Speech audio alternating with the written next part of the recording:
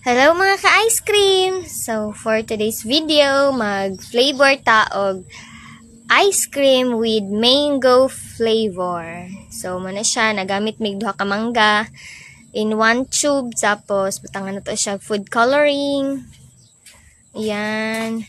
And then, mekos-mekos. Mekos-mekos na siya mga ka-ice cream.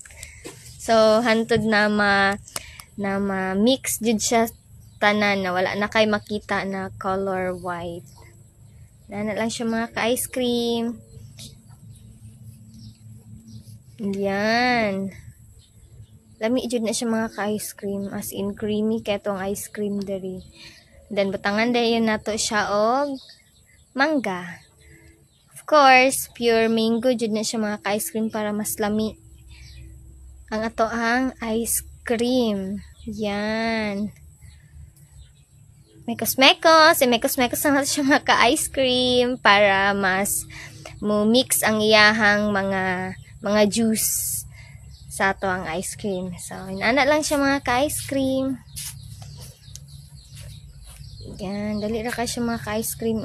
Then, ato lang siyang i-mix jud hantod wala na tayo makita na white ice cream dara.